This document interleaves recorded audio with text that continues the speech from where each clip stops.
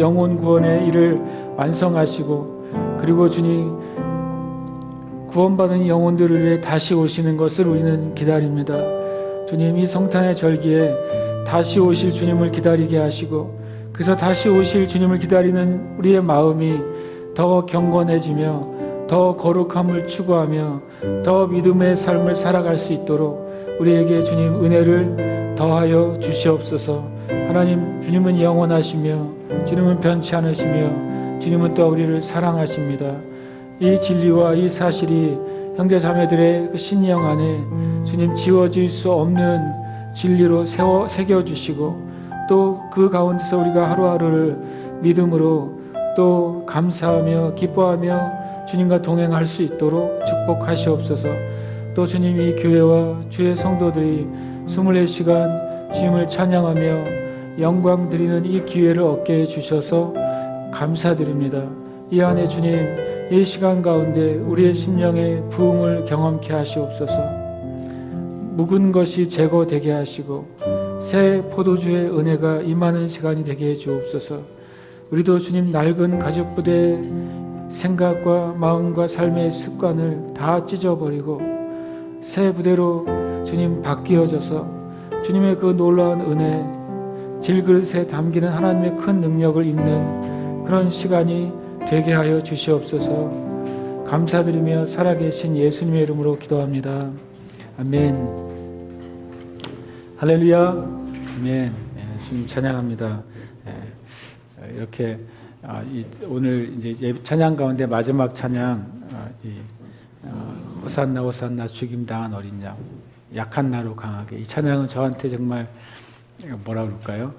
이 표현상 웃기지만 추억의 찬양이에요.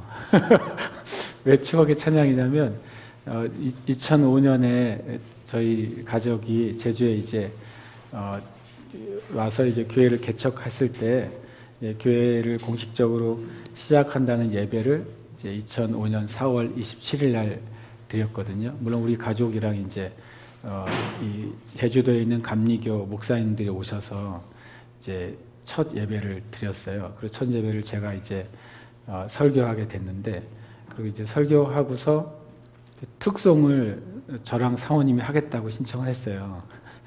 지금 생각해 보니까 내가 뭔 생각이 있어 그걸 했나 싶은 생각이 드는데 그때 이제 제가 이제 사모님이랑 저랑 특송을 하는데 그 기타를 제가 이제 그때 뭐 아무것도 없으니까 기타를 제가 치고 둘이서 생각해 보면 참 나도 모르는 용기가 났나 보다 그 생각이 들었는데요. 그때 그 이제 둘이 찬양을 했는데 이 찬양을 했어요. 약한 나로 강하게. 그런데 얼마나 재미있는 건 그때 모였던 많은 목사님들이 처음 듣는 찬양이었어요.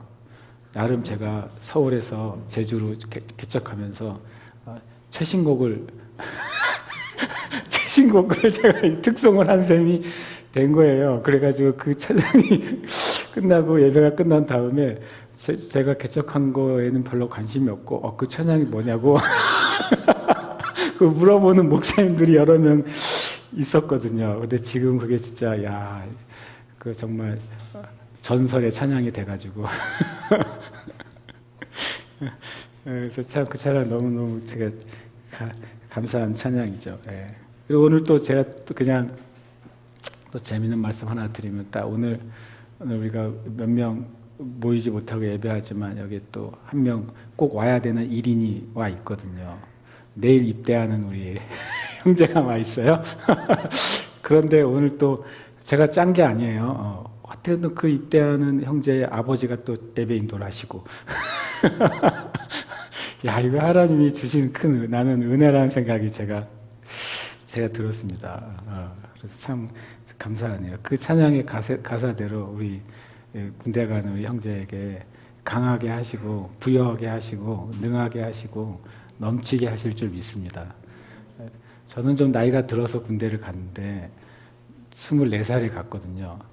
모르겠어요. 지금도 늦게 가는 사람들도 있겠지만 저는 제 친구들 다 군대 보내고 제 친구들 제대할 때 군대 갔어요.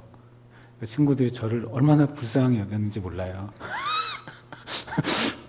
왜 불쌍히 여겼냐면 자기는 다 제대할 때니까 지금 제가 군대에 가면 제 고참들은 다 나보다 3살에서 4살 많은 그 동생들이잖아요. 그러니까 그거를 제 친구들이 저를 굉장히 불쌍히 여기더라고요. 그래서 왜 나를 불쌍히 여겨? 그리고 갔더니 진짜 불쌍하더라고요, 제가.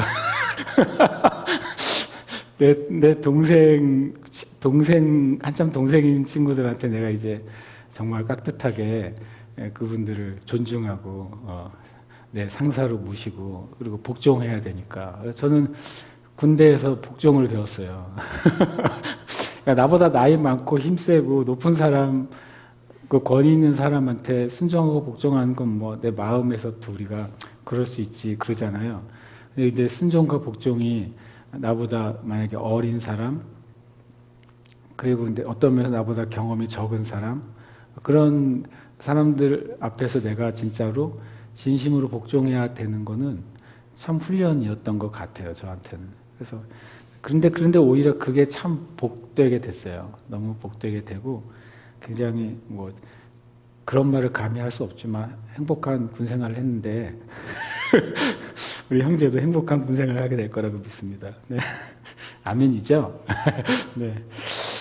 오늘 말씀은 이제 카드를 이번 주부터 보여주려고요. 이게 내가 사실을 설교한다라고 보여주려고 해서 요게 이제 지난주에 뽑아주신 카드예요. 이 필적의 주인은 아시겠죠? 저는 모릅니다. 여기 우리 온라인을 예배하고 있는 우리 형제 자매들 중에 누군가가 쓰신 글인데, 산자의 하나님, 나의 하나님을 찬양합니다. 구원의 때, 회복의 때, 치유의 때, 온전케 하시는 하나님 아버지의 때를 알게 하옵소서. 아멘. 이분은 또 성경 구절도 안 가르쳐주고 그냥 아주 그냥 큰 덩어리를 저한테 그냥 마치 그 방금 잡은 소에 뒷다리 하나를 던져주면서 알아서 요리를 해서 가져오세요. 이런 느낌의 주문이었어요. 근데 제가 이 말씀을 보고 되게 저도 이게 되게 궁금한 거예요. 제 삶 가운데 그 하나님의 그 놀라운 때에 하나님의 때를 우리가 알 수 있으면 얼마나 마음이 편하겠어요. 그렇죠? 나를 향한 하나님의 때를 내가 쫙 펼쳐서 알 수 있으면 진짜 뭐 편하게 정말 한 걸음 한 걸음 주 예수와 함께 이러면서 달려갈 텐데 우리가 이게 눈에 잘 안 보이니까 이게 늘 궁금하잖아요. 그래서 제가 이 말씀이 참 12월 마지막 주를 한 주 남겨놓고 있잖아요.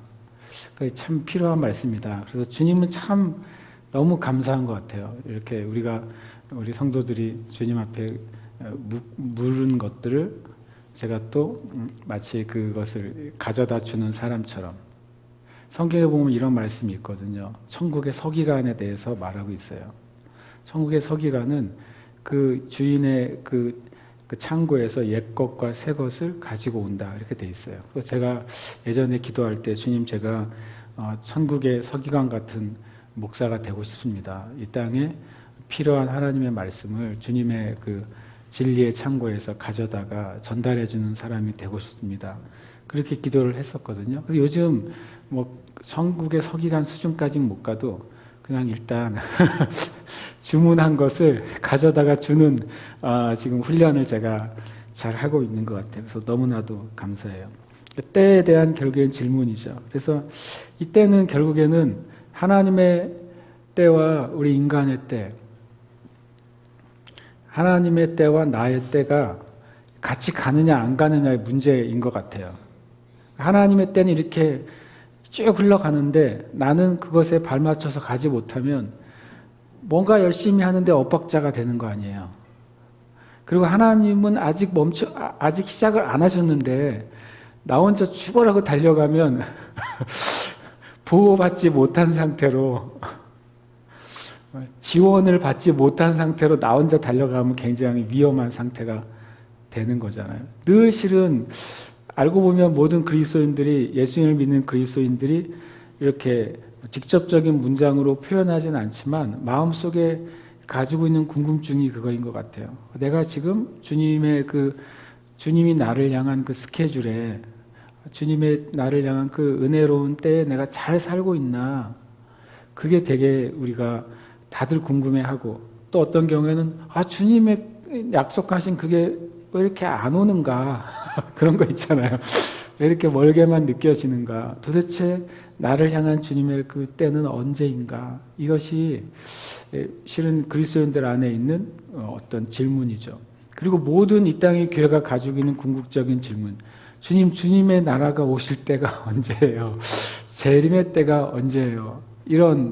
이것이 이제 우리 많은 그리스도인들이 갖게 되는, 또 교회가 갖게 되는 궁극적인 질문 중에 하나예요. 저 역시도 이것에 대해서 늘 기도하고 있어요.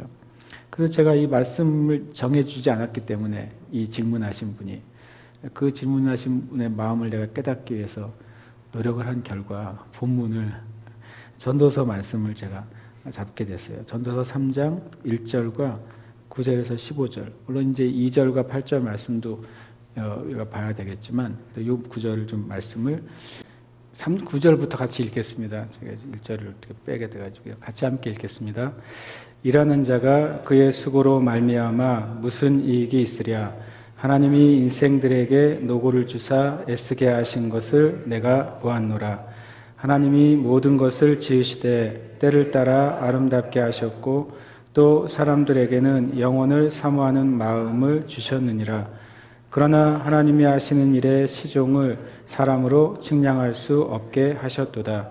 사람들이 사는 동안에 기뻐하며 선을 행하는 것보다 더 나은 것이 없는 줄을 내가 알았고, 사람마다 먹고 마시는 것과 수고함으로 낙을 누리는 그것이 하나님의 선물인 줄도 또한 알았도다. 하나님께서 행하시는 모든 것은 영원히 있을 그 위에 더할 수도 없고 그것에서 덜할 수도 없나니, 하나님이 그같이 행하심은 사람들이 그의 앞에서 경외하게 하려 하심인 줄을 내가 알았도다. 이제 있는 것이 옛적에 있었고 장래에 있을 것도 옛적에 있었나니 하나님은 이미 지난 것을 다시 찾으시느니라. 아멘. 먼저 이제 하나님과 시간에 대해서 우리가 한번 이제 주제를 가지고 얘기를 해보려고 합니다. 근데 시간이라고 하는 거는 이제 영원한 비밀이죠. 우리의 차원에서는. 과학이 발달하면 발달할수록 그 과학의 최대의 적은 바로 시간이에요. 시간. 세상에서 가장 파괴적인 게 뭐냐고 과학자들에게 물어보면 핵폭탄도 아니고 수소폭탄도 아니고 뭐냐면 시간입니다. 아무리 시간을 초월하려고 인간이 노력해도 시간을 초월할 수 없는 존재라는 것을 느끼게 되죠. 다만 아인슈타인이라는 아주 똑똑한 사람이 우주 가운데서는 시간이 공간에 따라서 다르게 흐를 수 있다는 것까지는 놀랍게도 이제 발견을 했어요. 그렇지만 시간 자체를 지배하거나 시간 자체를 되돌리거나 시간을 사람이 조정할 수는 없는 거죠. 시간이란 무엇일까? 어떤 과학자들은 거리를 그 사람의 행동으로 나누는 게 시간이라고 말했대요. 그건 참 어이없는 답인데, 그럼 가만히 있어도 움직이지 않아도 시간이 흐르잖아요. 그래서 시간은 정말 인간에게는 숙제예요. 시간은 파괴적이에요. 시간이 흐르면 흐를수록 더 자동적으로 뭐가 완성되는 법은 없어요. 시간이 흐를수록 사람은 나이를 들어요. 시간이 흐를수록 사람의 몸에 있는 그 모든 기관들이 약해져요. 시간이 흐르면 누구든지 죽어요. 참 신기하죠. 그렇지만 시간이 멈추면 또 어떻게 될까요? 시간이 멈춰 있으면 우리의 삶도 멈춰요. 모든 것이 그냥 멈춰져 있고 아무것도 진행이 되지 않아요. 근데 하나님과 시간에 대해서 우리가 시간에 대해서 이제 한두 가지는 이제 오늘 이야기해 보려고 그래요. 제가 이 시간이라는 엄청난 큰 주제를 제가 완벽하게 다룰 수 있는 만큼 지식은 없어요. 그렇지만 우리가 성경 안에서 몇 가지 힌트를 좀 얻을 수 있을 것 같아요. 먼저 하나님과 시간에 대해서 우리가 한 가지 이해를 가져야 되겠어요. 첫 번째로는 디모데전서 1장 17절에 보면 영원하신 왕 곧 썩지 아니하고 보이지 아니하고 홀로 하나이신 하나님께 존귀와 영광이 영원 무궁하도록 있을지어다. 아멘. 여기서 영원이라는 단어를 헬라어로 아이온이라는 단어를 썼어요. 말 그게 뭐 이터널이터니티라고 영어로 되어 읽지만 영원이라는 뜻도 있고 어떤 시대를 의미하기도 합니다. 그런데 신기하게도 우리가 영원이라는 단어를 시간이라는 생각이 자동적으로 들어오게 되는 거죠. 시간은 뭐예요? 영원은 뭐예요? 자연스럽게 누가 말 안 해도 영원한 시간 이런 개념을 가지고 있어요. 그 영원 그러면은 forever 이렇게 표현하면 뭔가 계속 끝이 없는 거, 뭐가 있긴 있는데 그것이 끝나지 않는 어떤 것을 영원이라고 많이 생각해요. 그런데 디모데전서 1장 17절에서 사도 바울이 하나님을 찬양하는데 이 영원이란 단어로 하나님을 찬양해요. 근데 영원이란 단어를 표현을 어떻게 했냐면 하나님은 영원하신 분인데 그분이 오래 사는 분이라고 말하는 게 아니라는 거죠. 하나님은 오래 사는 분이야. 그럼 생각하면 하나님은 엄청 나이가 많은 신이야. 뭐 지구의 나이가 뭐 75억 년이면 하나님은 75억 1살은 되는 거야. 뭐 이렇게 아이들 수준으로 그런 식으로 영혼을 이해하는 것은 놀랍게 사도 바울은 그 시간에 대한 개념이 하나님이 영원하시다고 말하는 것에 하나도 포함을 안 시켰어요. 사도 바울이 이해하는 영원이란 개념은 뭐냐면 그분이 왕이라는 거예요. 영원하고 왕하고 무슨 관계가 있어요? 그러니까 하나님이 다스리시는 분이다라고 말하는 거죠. 하나님이 영원하신 분이라는 것은 그분이 다스리시고 주권자라는 뜻을 가지고 있어요. 그 의미를 가지고 사도 바울이 얘기하고 있어요. 근데 그 영원하신 왕이신 하나님이 어떤 상태에 있냐면요. 영원은 시간이 많은 상태가 아니라 썩지 않는 게 영원이에요. 저와 여러분이 오늘 개념을 좀 바꿨으면 좋겠어요. 하나님이 영원하셔. 오래된 신이야. 그런 개념이 아니라 하나님은 어떤 영원은 상태를 의미하는 거더라고요. 성경은요. 영원은 바로 썩지 아니하는 것이 영원이에요. 그래서 이 땅에는 영원은 없어요. 심지어는 처음도 없고 끝도 없을 것 같은 시간도 영원이 아니에요. 왜냐하면 지금 있는 순간 자체가 시간은 제가 말하는 순간 그 시간 자체가 어떻게 됐어요? 사라져버리기 때문에요. 썩어버린다고요. 우리가 24시간 어제 오후 저녁 6시부터 오늘 12시까지 굉장히 많은 시간이 지났지만 시간이 지나는 동안 지난 것은 뭐예요? 우리 기억엔 남아있지만 그리고 저 컴퓨터에도 남아있어요. 녹화되어 있으니까. 그러나 그 시간 자체는 어떻게 된 거예요? 계속 소멸돼 버리는 거죠. 소멸되는 거예요. 시간은요. 그래서 영원하지가 않아요. 시간이 100억 년이 지나든 뭐 1000억 년이 지나든 그것은 계속 소멸되면서 가는 것이지 그게 계속 존재하는 게 아니에요. 그래서 하나님만 썩지 않는 상태로 계세요. 하나님만 유일하게 끊임없이 존재하세요. 이것이 영혼의 첫 번째 의미예요. 참 놀랍잖아요. 사도 바울이 어떻게 이걸 알았을까? 어떻게 알았을까요? 제가 이유를 알았어요. 사도 바울은 어떻게 알았냐면 그 영혼을 맛을 봤거든요. 상중천에 올라가서 영원한 상태를 경험해 봐서 아는 거예요. 좀 저와 여러분이 예배 가운데 그 영혼의 상태를 경험하는 예배가 되길 축복합니다. 그러니까 썩지 아니한 상태를 사도 바울이 보고 나니까 오고 싶겠어요? 썩을 세상에? 썩어가는 세상, 썩고 있는 세상, 이미 썩은 세상에 누가 오고 싶겠어요? 제가 이 말씀 묵상하다가 그래 뭐 입신을 하거나 환상이나 아니면 죽음을 경험한 분들이 하나님 나라를 경험했다고 하는 분들의 공통적인 간증 중 하나가 뭐예요? 나는 다시 오고 싶지 않았어요. 왜 그럴까 제가 이 말씀 묵상하다가 알게 됐어요. 썩지 않는 어떤 것을 맛보면은 도저히 이전에 썩어가는 세상으로 오고 싶지가 않을 것 같아요. 도저히 오고 싶지가 않은 것 같아요. 만약에 누가 썩은 사과만 매일 먹다가 아주 그냥 썩지 않은 새로운 사과를 먹으면 다시 그 썩은 사과를 진짜 먹고 싶겠어요? 절대로 먹고 싶지 않죠. 그래서 저와 여러분이 예배 가운데 그 하나님의 임재를 깊이 경험하게 되면요, 그러면 이 세상이 진짜 아무것도 아니게 느껴지게 되는 거예요. 왜냐하면 그 영원한 것에 내가 접촉을 해봤으니까. 그 하나님 썩지 않으시는, 아니하시고 존재하시는 그 하나님을 내가 접촉을 해봤으니까 다른 것이 엄청 작게 여겨지는 거예요. 저 여러분이 정말 그렇게 되시기를 축복합니다. 그리고 영혼의 두 번째 의미는 보이지 않는 것이다 라고 말했어요. 여기서 하나님을 영이신 하나님이라고 표현하지도 않아요. 그 하나님, 영원하신 왕이신 하나님, 다스리신 하나님, 주권을 가지신 하나님은 보이지 않는 분이다. 영혼의 두 번째 의미는 보이지 않는 것.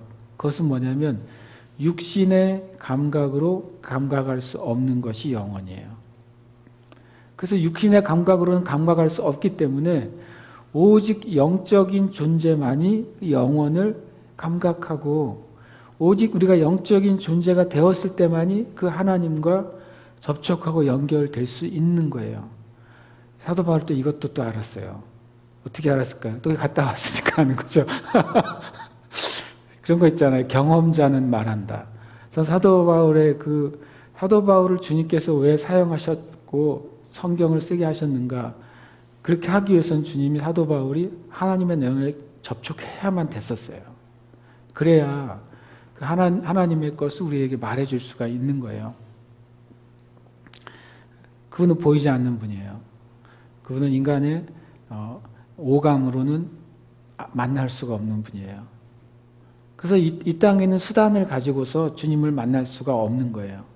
그리고 이 땅에는 어떤 수단을 아무리 많이 쌓아놓고 아무리 많이 훈련해도 그것으로 하나님의 영혼에 이를 수가 없는 거예요. 구원은 고사하고 그 영혼에 도저히 인간이 갈 수가 없어요. 왜냐하면 하나님은 보이지 않는 영혼이시기 때문에 그래요. 영혼의 상태 가운데 계시기 때문에 그래요. 그리고 또 하나 영원하다는 것은 하나님만 홀로 존재한다고 되어 있어요. 여러분, 천국에는 하나님만 존재하세요. 그리고 그 존재하시는 하나님에 의해서 모든 것이 존재하는 거예요. 하나님 없이는 천국은 없는 거예요. 당연히 하나님 없이는 우리 자신도 없겠지만 하나님만 홀로 영원하게 존재하세요. 그러니까 성경은 세상 신은 아무것도 아니요 그랬어요. 아무것도 아니라고 하는 표현은 존재하지 않는 것들이에요. 실은요. 우상은 존재 자체가 없는 것. 오히려 인간의 마음 안에만 존재해요. 인간의 생각 안에만 존재해요. 그러니까 헛된 것입니다. 성경 그래서 우상은 헛된 것이요 라고 말씀하고 있어요. 오직 하나님만 홀로 존재하시는 실체예요. 저 여러분이 그 홀로 존재하시는 실체로부터 나왔어요. 우리가 하나님으로부터 나왔잖아요. 이건 참 정말 이해할 수 없는 신비인 것이죠. 그래서 그 영원하신 그분에게만 뭐가 존재하냐면 존귀와 영광이 존재하는 거예요. 그분만 유일하게 가치 있는 분이에요. 그분만 유일하게 모든 것을 받으실 수 있는 분이에요. 그분만이 합당해요. 유일하게 가치 있는 분, 그분이 하나님이에요. 그래서 주제를 하나님과 시간이라고 했어요. 같은 레벨에 올려놓을 수 없는 단어들이 몇 개 있어요. 하나님과 재물. 같은 레벨에 올려놓을 수가 없어요. 그렇죠? 하나님과 사탄. 같은 레벨에 올려놓을 수가 없는 거예요. 근데 마찬가지로 시간도 그래요. 하나님과 시간은 같은 레벨이 아니에요. 시간은 하나님의 존재 아래에 있는 아주 작은 거예요. 그런데 그 시간 안에서 아웅다웅 살아가는 저와 여러분을 하나님이 엄청 사랑하신다는 것은 정말로 진짜 신비로운 일인 거예요. 그 하나님도 그 영원하신데 그와 다른 상태인 썩는 상태, 육신으로밖에 감각할 수 없는 상태, 그리고 우리는 진정한 존재가 아닌 상태, 하나님 없이는 진정한 존재가 아닌 것이죠. 그런 상태인 우리를 하나님이 너무 사랑하세요. 그래서 이 주제는 저한테 그냥 내가 이 주제를 어떻게 설명하지? 어떻게 우리 형제 자매님들에게 여러분을 향한 주님의 때는 이겁니다. 주님의 때를 아는 방법 1, 2, 3 이걸 가르쳐 줄까 생각하다가 이 말씀을 이렇게 보고 나니까 그냥 하나님을 우리가 알 때 하나님의 때와 우리의 때가 어떻게 하나 돼야 되는지를 우리가 주님 앞에 묵상할 수 있겠구나, 그 생각을 먼저 제가 갖게 됐어요. 제가 먼저 이제 전도서 3장 1절 9절 중에 1절을 아까 안 읽었는데 1절에 이렇게 돼 있어요. 범사에 기한이 있고 천하 만사가 다 때가 있다. 여기서 기한이라는 단어는 히브리어로 제만이라는 단어를 사용하고 있어요. 근데 그 뜻은 정한 때, 정한 기간이에요. 정한화 기간이 아니라 정한 기한. 그래서 영어로는 season이라고 되어 있어요. 계절을 의미하죠. 봄, 여름, 가을, 겨울을 시즌이라고 그러잖아요.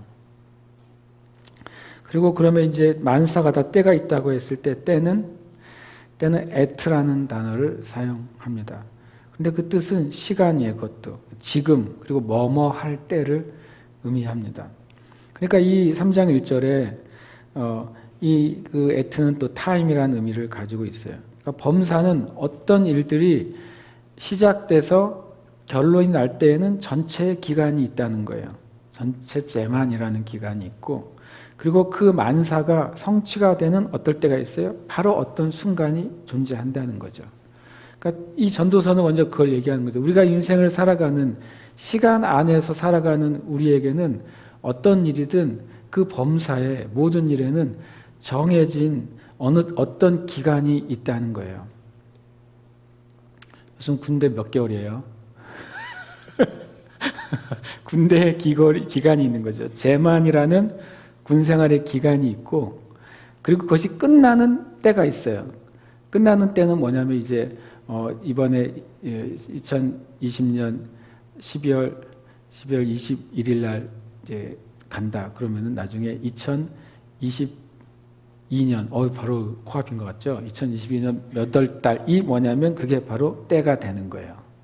그것이 끝나는 때. 모든 것이 그렇다라고. 우리의 인생도 기한과 때가 있는 거예요.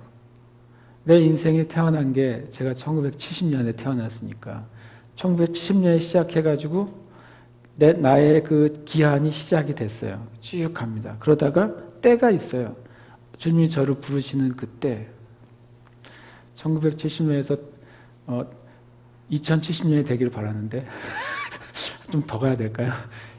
2100까지 가면 안 되겠죠. 어쨌든 그 때가 있다는 거예요. 모든 것이요. 모든 것이라고 전도서가 포함한 게 바로 우리는 시간 안에 존재한다는 것을 명확하게 얘기해 주고 있어요. 저 여러분이 그동안에 뭐라고 살든지 다 이 기한과 때 안에서 살아가는 거예요. 우리가 누구를 만나든지 다 기한과 때를 가진 어떤 존재하고 우리가 만나는 거예요. 그래서 예수님이 말씀하셨어요. 사람의 육신만 죽게 하는 자를 두려워하지 마라. 그도 똑같이 나하고 뭘 가진 존재예요? 기한과 때를 가진 존재라니까요. 별거 아니다. 그도 시간 안에 있는 기한과 때를 가진 아주 작은 존재일 뿐이다. 그래서 이 육신을 멸하고 영혼을 어떻게 하지 못하는 자들을 두려워하지 마라. 하나님만이 영혼 가운데 계시잖아요. 진짜 그 하나님을 두려워해야 된다. 라고 말씀하고 있는 것이죠. 그러면 이제 때라는 단어가 이 두 가지만 있느냐? 성경에 하나가 더 있더라고요. 사도행전 1장 7절에 보면 이 전도서하고 이제 전도서 말씀은 구약의 때와 기한을 말씀하신 것이라면 같은 것에 상응하는 때와 기한이 사도행전 1장 7절에 나와요. 이 시대의 때와 시기는 아버지께서 자기의 권한에 두셨으니 너희가 알 바 아니요. 조금 조금 이제 아쉬운 것은 구약의 때와 기한이라고 했으면 신약에서도 때와 기한으로 좀 번역을 같이 해줬으면 좋았을 텐데 단어가 좀 구약과 신약이 같은 의미인데 조금씩 번역을 이렇게 섞어서 했어요. 제가 보기에. 또 반대로 했어요. 심지어는. 여기서 때는 크로노스예요. 크로노스가 시간의 간격을 의미해요. 오히려 이것이 계절을 의미해요. 그 times라고 되어 있어요. 그 다음에 시기가 카이로스예요. 헬라어로요. 그런데 그것이 기회, 어떤 기회, 정해진 시간을 의미합니다. 이것이 또 seasons라고 되어 있어요. 사도행전에 주님이 때와 시기 그리고 그 어떤 전체의 기간과 마지막 중요한 또 마지막 기간을 때와 시기라고 말씀하신 거예요. 때와 시기는 제자들이 뭘 물어봤냐면 주님이 왕이 되시는 때가 언제입니까? 이렇게 물어본 거예요. 제자들의 개념에서는 주님이 언제 유대인의 왕이 되시고 주님이 언제 이 로마인들을 다 몰아내시고 이 메시아 왕국을 선언하시겠습니까? 라고 물은 거예요. 그런데 주님은 거꾸로 대답하셨어요. 때와 시기는 아버지께서 자기의 권한에 두셨고 너희가 알 바 아니다. 그 다음 말 우리가 알죠. 오직 너희는 성령으로 충만케 되라고 말씀하고 있어요. 그런데 이제 두 가지 전체 기간, 그 다음에 마지막 중요한 시기를 얘기하고 있죠. 성경은 신약은 한 가지 때를 더 말씀하고 있습니다. 요한복음 16장 21절에 보면 여자가 해산하게 되면 그 때가 이르렀으므로 하고 또 때라는 말이 한 번 더 등장을 하게 돼요. 그 때는 크로노스나 카이로스라는 것이 아니라 호라라는 단어를 사용해요. 좀 복잡하죠. 크로노스가 있고 카이로스가 있고 그리고 호라가 있어요. 다 때로 번역이 되는 거죠. 그럼 그때 그것은 다 시간, 때라는 의미를 가져요. 그래서 point of time이라고 그래요. 뭐냐면 바로 그 시간을 말하는 거죠. 여자가 아이 낳는 시간. 아이가 나올 때가 됐는데 실제로 아이가 응애하고 태어나는 그 시간이 호라인 거예요. 그래서 제가 자주 비유하기를 아이를 갖고 잉태하고 낳을 전체 기간은 크로노스. 그리고 아기가 나올 거라고 예상되는 그 마지막 달 또는 이제 아이들의 출산 예정일 그 기간이 카이로스. 그다음에 실제로 분만실에 들어가서 아이가 응애하고 나올 때가 호라라고 제가 설명을 몇 번 드렸죠. 그러면 모든 것이 그 개념 안에서 실은 돌아갈 수 있게 돼요. 그래서 비교해 보자면 때나 시간, 크로노스나 카이로스는 period of time이에요. 어떤 기간을 얘기해요. 전체 기간 또 마지막 기간. 근데 호라는 딱 그때인 거죠. 예를 들어서 예수님의 그 재림을 얘기할 때 예수님께서 태어나시면서부터 뭐가 시작된 거예요? 크로노스가 시작된 거예요. 예수님의 사역, 예수님이 이 땅에 성육신 하셔서 구원의 십자가의 복음을 이루시고 그리고 승천하셨다가 다시 재림하시잖아요. 그때까지 전체의 기간이 바로 크로노스인 거예요.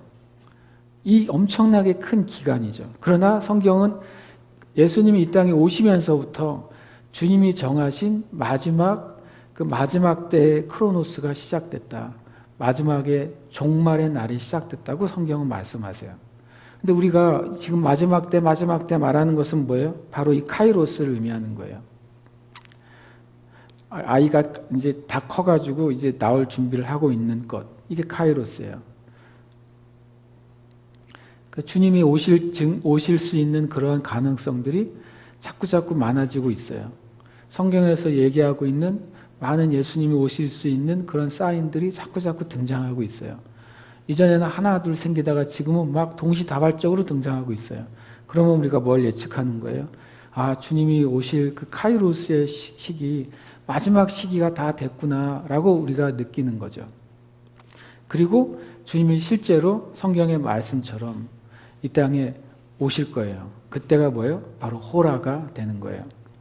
근데 이 세 가지 때는 여러분과 제가 계속 적용을 해야 돼요. 제가 말한 것처럼 우리 인생에도 이 크로노스와 카이로스와 호라의 시기가 계속 존재합니다. 예를 들어서 제가 태어나서 죽을 때까지가 큰 크로노스죠. 전체 인생의 기간이고 제가 나이가 들거나 어떤 주님의 때가 돼가지고 제가 죽어갈 때, 죽음에 이를 때가 저에게 카이로스예요. 그러다 마지막 제가 주님을 찬양합니다라고 숨이 꼴딱 넘어갈 때, 그때가 저의 호라예요. 그렇죠? 이건 이제 인생에 대한 이제 때 개념이고요. 또 하나는 또 작은 때도 있는 거죠. 어떤 사람이 어떤 우리 하소 학생이 고등학교 입학을 했어요. 고등학교 1, 2, 3년 기간이 뭐가 돼요? 또 하나의 또 크로노스가 되는 거예요. 고등학교의 전체 기간이 크로노스가 돼요. 그리고 이제 고등학교 1학년, 2학년 마치고 마지막 졸업하기 만약에 어떤 졸업 시험을 본다든지 특히 수능 기간이 되면 수능 기간 뭐 마지막 100일 막 이렇게 나오잖아요. 그러면 이제 고등학교 3년을 끝내는 시기가 된 거잖아요. 그때가 그 수능 기간이 카이로스가 될 수 있어요. 그리고 이제 그것을 무사히 잘 마치고 졸업식에서 졸업장을 받을 때 고등학교의 기간이 끝나는 호라가 되는 거예요. 이해되시죠? 그러면 우리의 인생의 모든 일 가운데 크로노스, 카이로스, 호라가 계속 반복되고 있어요. 하나님이 저에게 어떤 약속을 하셨어요.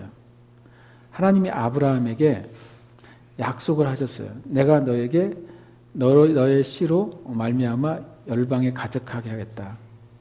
첫 번째 약속은 아브라함에게 자녀가 주어지는 게 하나의 약속이었고, 두 번째 약속은 그 자녀 이후에 엄청나게 많은 백성들이 나와서 민족을 이룰 것이라는 게 두 번째 약속이고, 또 세 번째 약속은 너로 말미암아 다른 모든 민족까지도 축복을 받게 될 것이라는 게 세 번째 약속이죠. 벌써 아브라함에게 주신 약속 안에는 크게 세 덩어리의 크로노스가 존재하는 거예요. 어떤 기간들이 존재하다고. 첫 번째 약속은 아브라함에게서 자녀가 생기는 그런 기간이 있는 거죠. 약속은 놀랍게도 기간을 의미해요, 여러분. 오늘 그 사실을 기억하셔야 돼요. 하나님 나에게 뭔가를 약속하셨고 말씀하셨다. 그것은 즉시 나에게 크로노스가 주어졌네 라고 느끼면 돼요. 그것이 약속이 시작되고 완성되는 어떤 기간이 딱 주어진 거예요. 아브라함이 그게 어떻게 시작됐어요? 처음에는 75살에 시작된 거죠. 그 약속이. 근데 첫 번째 약속이 성취되는데 몇 년 걸렸어요? 25년이 걸린 거예요. 그 아브라함에게 약속한 첫 번째 약속의 언약의 기간은 25년짜리 크로노스였어요. 그런데 아이가 안 생겨. 계속 안 생겨. 정말 죽도록 안 생겨. 그러다가 중간에 하가를 통해 이스마엘을 낳았지만 그도 아니야. 계속 이 뒤로 가고 있어요. 나중에 카이로스 언제 시작돼요? 주님께서 한 번 더 나타나셔서 99세에 나타나시죠. 그래서 내가 내년 이맘때에 너희 아내 사라가 아들을 낳을 것이다. 이때 1년이 뭐가 되는 거예요? 카이로스가 되는 거예요. 1년 동안에 많은 일이 일어납니다. 주님이 약속하신 사이에 1년 동안에 소돔과 고모라가 멸망당하는 일도 일어나고 롯의 이야기도 나오게 되는 거예요. 그러다가 진짜 정말로 사라가 임신을 하게 되고 아이를 낳고 이삭이 딱 나와요. 이삭이 나오는 순간 그 약속의 호라가 성취된 것이죠. 그럼 여러분에게도 생각해 보셔야 돼요. 여러분이 하나님께 받은 그 비전들이 있어요. 하나님께서 마음에 품게 하신 어떤 내 마음의 부르심이 있어요. 또 하나님이 내 안에 품게 하신 인생의 목적이 있어요. 근데 그게 단기 목적도 있고 장기 목적도 있는 거예요. 그러면 단기짜리 크로노스가 있고 장기짜리 크로노스도 있는 거죠. 그럼 그 안에 그것이 계속 진행될 때 어느 순간에 결정적인 시기, 카이로스의 시기, 그것이 실제로 일어날 수 있는 시기들이 시작될 거예요. 그때 우리가 뭘 해야 되냐는 거죠.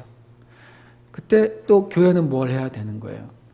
또 그 더 큰 단위로 국가도 어떤 그 국가에 주신 카이로스가 시작됐을 때 뭐를 해야 되겠어요. 그 호라가 되기까지. 그 시간이 그때가 딱 이루어질 때까지 우리가 그 약속을 가지고 있어야 돼요. 약속을 가지고 있어야 돼요. 제가 몇 주 동안 오후 그 2부 영광 예배 아브라함 이야기를 하면서 계속 반복한 게 그거예요. 하나님의 언약은 말로 선포가 돼요. 처음에는 하나님의 말씀으로 선포가 됩니다. 그다음에 그 하나님의 언약은 표로 주어져요. 아브라함에게는 할례였어요. 할례가 하나님의 언약 백성이라는 뜻이고 할례를 받은 사람은 하나님의 그 언약을 가지고 있다는 표시였어요. 할례가 표시가 된 거죠. 다시 말하면 하나님의 언약은 말씀으로 선포되고 그리고 표로서 그것이 증명이 돼요. 그리고 하나님의 언약은 그 표를 계속해서 가지고 있는 사람을 통해 성취돼요. 주님의 때가 가득 찼는데도 그 사람에게 하나님이 주신 그 언약의 표가 없으면 그 사람은 성취를 못 이루어요. 성경에 예수님께서 천국 잔치를 비유하실 때 사람들을 여기저기서 다 끌어모으라고 그랬어요. 그래서 처음에 잔치에 초대받았던 사람들은 오지 못하고 종들이 길거리에 나가서 다 끌어모은 수많은 사람들이 그 주인의 잔치에 가득 참여하게 됩니다. 그때 주인이 와서 사람들과 기쁨을 나누고 인사를 나누는데 어떤 한 사람이 뭘 안 가지고 있어요? 표를 안 가지고 있어요. 그 잔치에 합당한 옷을 입고 있지 않아요. 그래서 그 사람은 슬피 울며 이를 가는 밖으로 내쳐지게 돼요. 똑같죠. 이 천국 잔치는 말로 선포가 됐어요. 사람들에게 천국잔치 오라고 초청이 됐어요. 근데 그들이 모였죠. 근데 그들이 뭘 가지고 왔어야 되냐면 그 잔치에 합당한 예복을 입고 왔어야 됐어요. 그것이 표예요. 그래서 표를 가진 자만 그 잔치에 계속 머물 수 있는 거예요. 저 여러분의 삶 가운데 이 크로노스가 있고 카이로스가 있고 호라가 있을 거예요. 그리고 어떤 호라들을 경험했을 거예요. 무엇이 성취되는 때를 경험했을 거예요. 그러면 인생 끝나나요? 그렇지 않잖아요. 또 다른 일이 시작되는 거예요. 어떨 때는 여러 개의 일들이 이어져서 계속 진행이 될 거예요. 우리의 삶 가운데. 그때 우리가 복잡합니다. 목사님, 이 일은 한 50% 진행되고 저 일은 10%밖에 진행이 안 되고 이 일은 70% 진행되고 이러면 나 진짜 복잡합니다. 하나씩 진행되면 안 될까요? 라고 말할 수도 있어요. 그런데 하나님은 지혜로우셔가지고 우리의 삶에 적당한 것들을 허락하시잖아요. 그럼 나는 뭘 해야 돼요? 아까 말한 것처럼 말씀으로 주어진 것을 내 안에 표로 가지고 있어야 돼요. 아브라함에게는 표가 할례였어요. 저 여러분에게는 그 표가 뭐예요? 믿음이에요. 믿음. 내가 하나님의 말씀이 보이지 않는 것들, 아직 이루어지지 않는 것을 내가 표로 가지고 있는 것. 믿음은 바라는 것들의 실상이요 보이지 않는 것들의 증거. 그 증거가 우리에게 표예요. 내가 하나님이 말씀을 주신 것을 내가 계속 가지고 있는 거죠. 아브라함이 할례를 받았고 이삭이 할례를 받았고 또 야곱이 할례를 받았고 계속 할례를 받았기 때문에 그 표를 가진 민족이 이스라엘 민족이 되고 표를 가진 민족을 통해서 예수님이 오신 거예요. 중간에 만약에 할례가 사라졌다. 그럼 주님이 안 오십니다. 왜냐하면 그 표를 잃어버렸기 때문에. 약속은 있었지만 표를 잃어버리면 성취는 없는 거예요. 저 여러분이 주님 앞에 주님 언제 일을 이루실 거예요? 왜 이렇게 일이 늦어집니까? 도저히 이것이 끝이 안 보입니다. 라고 우리는 주님께 질문하지 말고 한 가지만 하고 있으면 돼요. 주님이 약속하신 걸 내가 가지고 있는가? 내 마음 안에 믿음의 표로 그걸 내가 유지하고 있는가? 그걸 내가 이러저러한 많은 상황, 이러저러한 많은 핑계도 있겠지만 내가 그래도 그걸 끝까지 붙잡고 있는가? 그거만 점검하면 돼요. 왜냐하면 주님은 그 크로노스와 카이로스의 시간을 지나서 호라를 이루시는 분이시니까. 이것이 우리가 이 세대의 시간들, 영원하신 하나님, 그리고 시간 안에 존재하는 우리가 그 하나님의 때에 맞춰가는 길이에요. 그것은 하나님으로부터 온 그 말씀을 내가 표로 계속 지니고 있는 거죠. 그래서 주님이 그것을 통해 이루시는 거예요. 요한계시록 21장 1절에 제가 아까 이제 주보에 보면 이제 하나님과 시간에 대해서 또 인간과 시간에 대해서 이제 물질과 시간에 대해서요. 물질과 시간에 보면 요한계시록 21장 1절에 또 내가 새 하늘과 새 땅을 보니 이 하늘과 땅은 모든 물질을 의미해요. 우리 안에 존재하는 모든 것 그것이 하늘과 땅이에요. 그런데 요한계시록 21장에는 새 하늘과 새 땅이 등장을 하게 됩니다. 신천지죠. 신천지. 이게 한자로 말하면 이게 신천지거든요. 새 하늘과 새 땅을 확 줄이면 신천지가 돼요. 참 말도 잘 만들었어요. 그런데 실제로 새 하늘과 새 땅이 오겠다고 주님이 말씀하셨고 그것을 또 사도 요한은 그걸 또 봤네요. 봤어요. 참 사도 요한이 봤기 때문에 쓰고 자랑할 수 있어요. 처음 하늘과 처음 땅이 없어졌고 바다도 다시 있지 않더라. 바로 이 물질과 시간의 관계는 어떻게 될까요? 그 물질과 시간은 물질의 때가 있다고 성경은 말하고 있어요. 이 세상에 존재하는 모든 것은 정한 때가 있다고 말씀하고 있어요. 여기서 다시 있지 않더라라고 하는 것을 헬라어로 우크 에스틴 에티라고 적어놨는데 이건 뭐 우리가 다 몰라도 되죠. 그런데 영어로는 이렇게 돼 있어요. There was no more. 더 이상 존재하지 않는다라고 돼 있어요. 그러니까 이 세상 물질의 세계, 보이는 세계는 어느 때가 되면 더 이상 존재하지 않게 된다고 말하고 있는 거예요.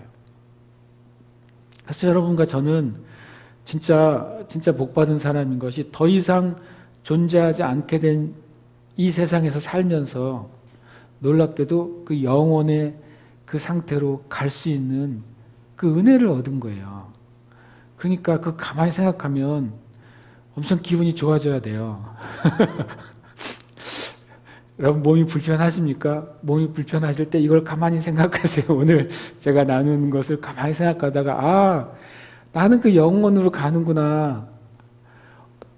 언젠가는 다시 있지 않을 세상에 내가 살지만 그러나 그 영원한 곳, 영원한 상태, 썩지 않는 곳, 그곳으로 내가 가겠구나. 이 사실에 우리가 미소를 지어야 돼요.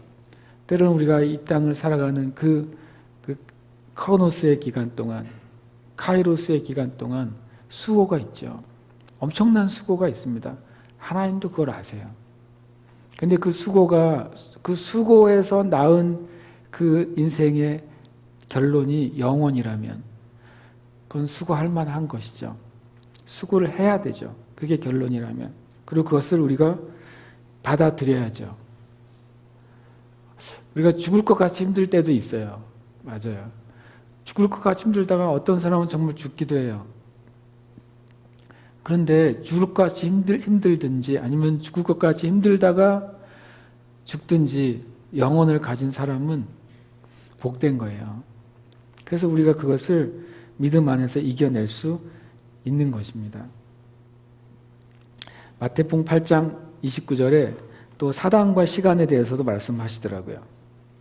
그 시간 가지고 생각을 엄청 많은 시간을 보냈어요, 제가.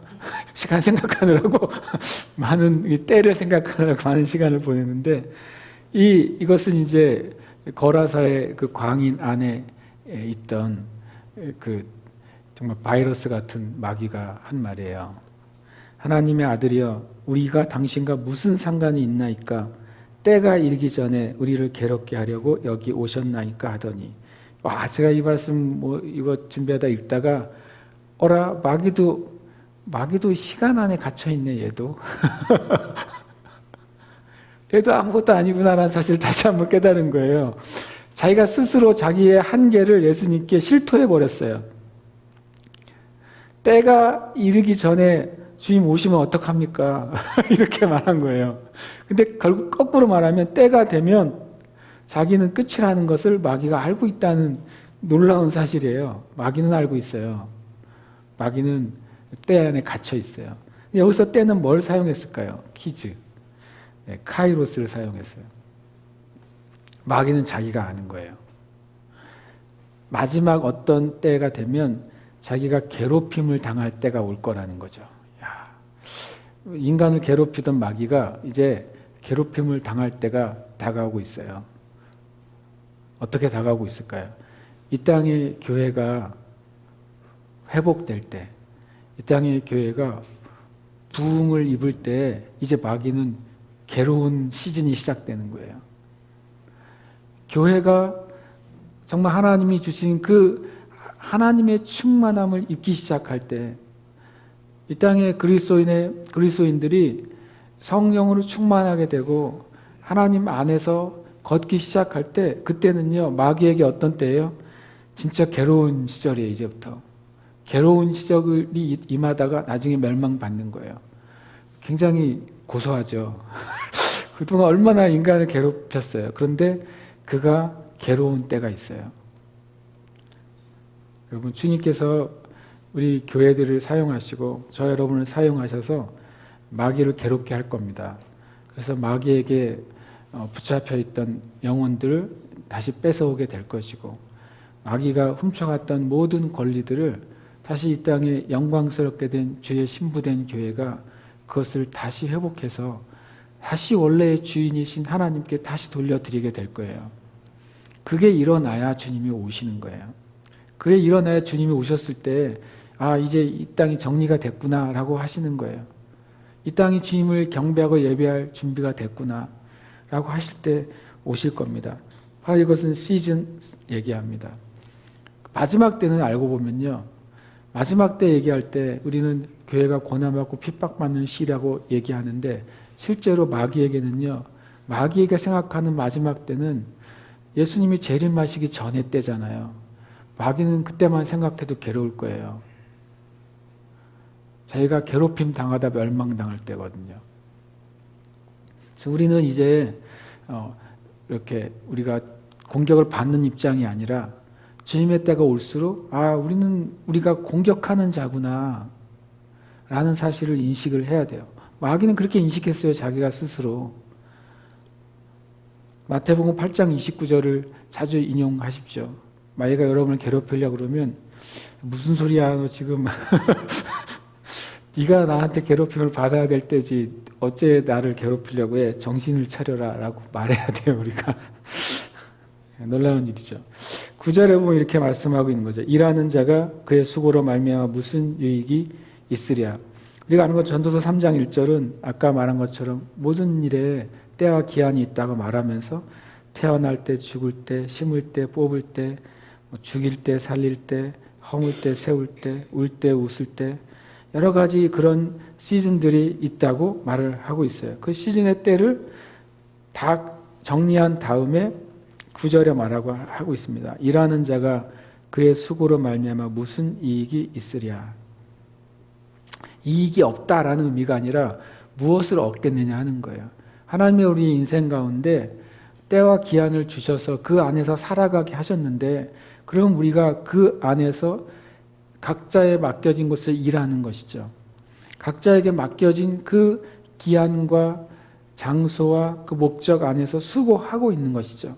그럼 우리가 주님 안에서 수고할 때 우리가 무엇을 얻겠느냐는 거예요. 그리고 무엇을 얻어야 되겠느냐 하는 거예요. 그리고 10절에 말씀하셔. 하나님이 인생들에게 노고를 주사 애쓰게 하신 것을 내가 보았다.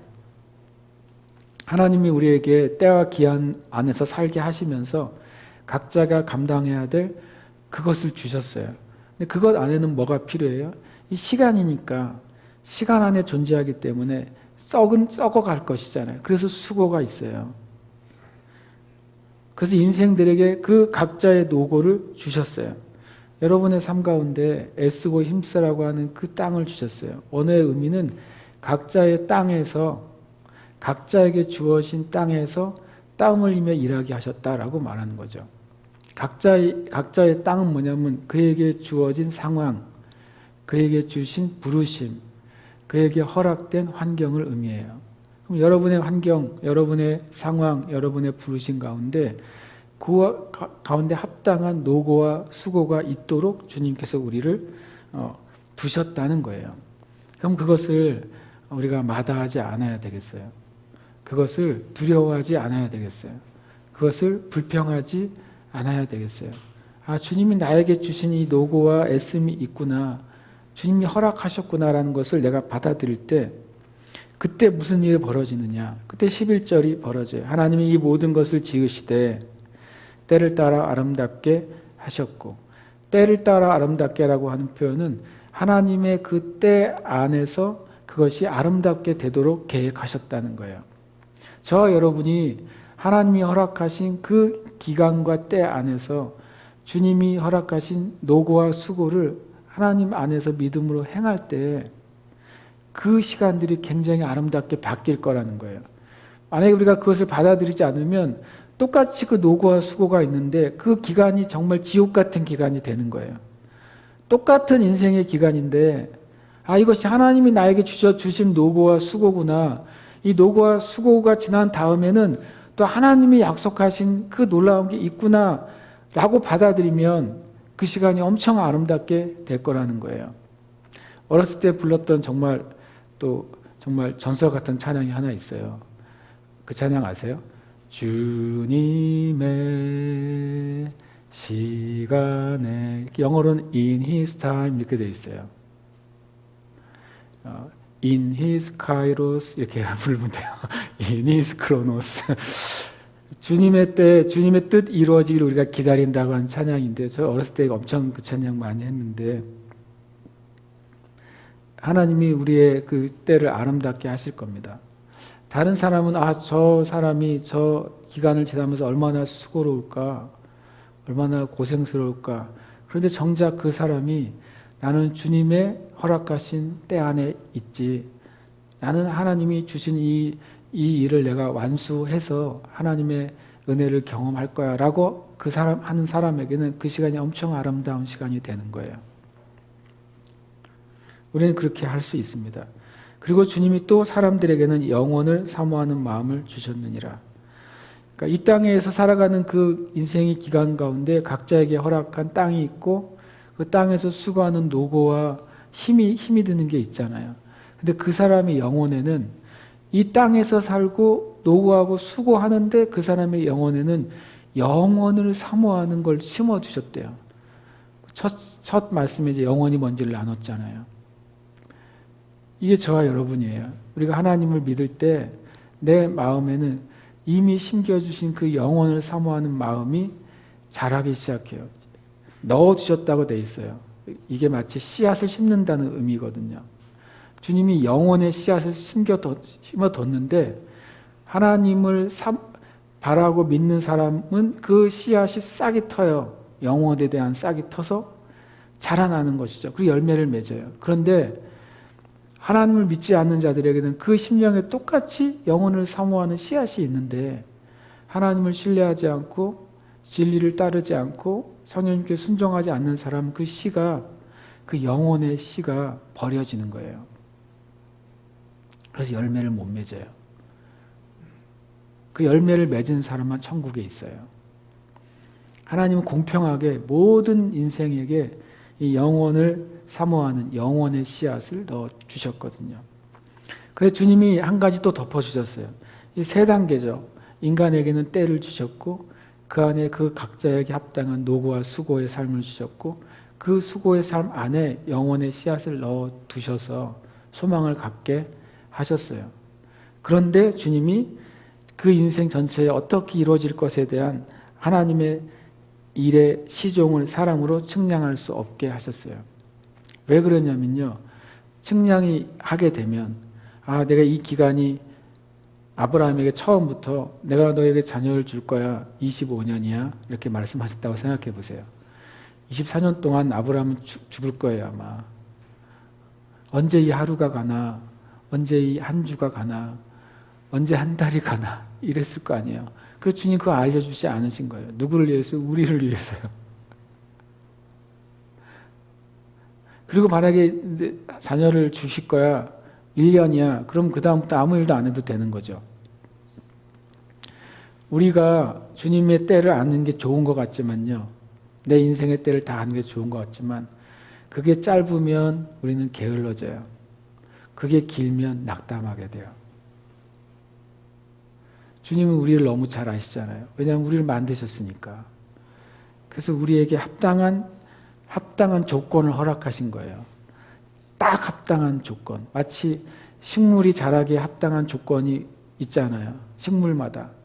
토양이 어때야 되고 식물마다 수분이 어때야 되고 식물마다 태양이 얼만큼 비춰줘야 되고 이런 거 조건이 다 식물마다 합당한 조건이 있잖아요. 하나님이 우리를 이 땅에 심으셨을 때 그리고 우리의 심령 안에 영혼의 씨앗을 심으셨을 때 그 영혼의 씨앗이 자랄 수 있는 조건을 주신 거예요. 저 여러분에게. 각자 주신 거예요. 한 사람 한 사람 너무 특별하니까 다 특별한 조건을 주셨어요. 그러면 그것을 우리가 믿음 안에서 받아들일 때 그 놀라운 은혜의 시간들이 되는 거예요. 다른 사람하고 비교할 필요 없어요. 하나님 우리를 각자 너무 깊이 사랑하시기 때문에 그래요. 12절에 이렇게 말합니다.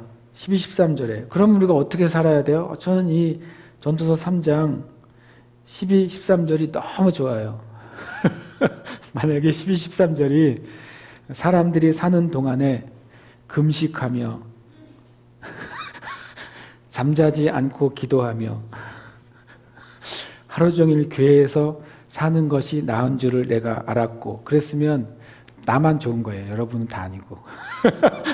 나는 그게 잡이니까 그렇게 더 해야 되는 사람이라고 느껴지지만 그러나 그렇지 않을 거 아니에요. 그래서 저는 이 13절이 너무 좋아요. 진심으로 말하는 거죠. 내 인생에도 때가 있고 그 안에 내가 수고해야 될 노력과 노고가 있어요. 내 안에는 영혼의 씨앗이 있어요. 그런데 내가 어떻게 될지 나는 몰라요. 그럼 난 어떻게 살아야 되지? 12절에 뭐라고 하나? 사람들이 사는 동안에 기뻐하며 선을 행하는 것보다 더 나은 것이 없는 줄을 내가 알았고. 이 말이 너무 좋잖아요. 주님은요, 우리가 우리의 인생에 수고가 있고 노고가 있지만 기쁘게 살기를 정말 원하시는 거예요. 진정한 의미에서 인생을 즐기기를 원하시는 거예요. 우리가 하나님 앞에서 건전한 방법으로 인생을 즐기는 걸 주님이 죄라고 말씀하시지 않아요. 가족들이 또 형제 자매들이 기쁘게 즐겁게 노는 거 주님이 정죄하지 않으세요. 왜냐하면 그것이 우리의 인생 가운데 참 필요하다는 걸 주님이 너무나 잘 아시는 거죠. 그리고 선을 행하라고 말씀하셨어요. 선이 뭡니까? 선이 하나님이 기뻐하시는 일을 행하라는 거예요. 아주 단순해요. 우리 인생 가운데 내 영혼은 기뻐야 돼요. 내 삶은 기뻐야 돼요. 그리고 내가 하는 행동은 주님이 기뻐하시는 것을 해야 돼요. 두 개의 기쁨이 만나는 거죠. 인생 사는 동안에 내 안의 기쁨과 주님이 행하라고 하신 주님의 기쁨이 만나면 그 인생에 살아가는 그 때 동안에 많은 일들을 얼마든지 타고 넘어갈 수 있다고 말씀하시는 거예요. 13절도 엄청 마음에 들어요. 사람마다 먹고 마시는 것과 그리고 수고한 결과로 낙을 누리는 것. 이건 참 합당한 거거든요. 공정하잖아요. 수고하는 결과로 얻은 것을 가지고 내 삶이 풍요롭게 되는 것은 진짜 이게 공의잖아요. 이게 공이에요. 수고한 것, 애쓴 것, 내가 노력한 것의 열매를 가지고 내가 그것을 얻고 누리는 것. 이거 하나님이 주신 의예요. 그것이 하나님의 선물이다라고 말씀하셨어요. 이 12, 13절만 기억하지 마시고 1절과 11절까지를 기억하면서 12, 13절을 누리시기를 축복합니다. 우리 새해살교회 모든 형제 자매님들, 함께 이 시간 예배하는 모든 형제 자매님들이 이 전도서 3장의 삶을 사시기를 축복해요. 정말 복된 삶이 하나님 안에 있는 것이죠. 그리고 마지막에 14절을 기억하라고 말씀하시는 것입니다. 하나님께서 행하시는 모든 것은 영원히 있을 거래요. 이게 참 감사하죠. 저와 여러분이 하나님 밖에 있으면 우리가 하는 그 어떤 것도 다 썩게 되는 거예요. 근데 우리가 하나님과 함께 있으면 하나님이 행하시는 것 가운데 들어가기 때문에 우리의 일들도 영원해요. 참 놀랍지 않아요? 내가 착한 일을 해요. 착한 일을 하는데 하나님 없이 착한 일을 해요. 착한 일을 한 건 맞죠. 그런데 그것은 하나님 밖에 있기 때문에 그것은 어떻게 돼요? 나중에 사라져요. 영원하지가 않다고요. 그래서 내가 하나님을 믿는 믿음 안에서 하나님이 그것을 기뻐하시고 원하시기 때문에 그 선행을 해요. 그 선행은요, 하나님 나라에서 영원히 기록돼요. 하나님이 계속 말씀하시는 거예요. 야, 너 그때 착한 일 해서 정말 고마워. 그럼 우리가 주님, 그 지난번에 말씀하셨는데 아니야, 난 그래도 고마워 그러시는 거죠. 계속 주님은 우리가 한 그 작은 일을 영원토록 기억하세요. 이거 얼마나 진짜 얼마나 놀라운 일이에요, 실은.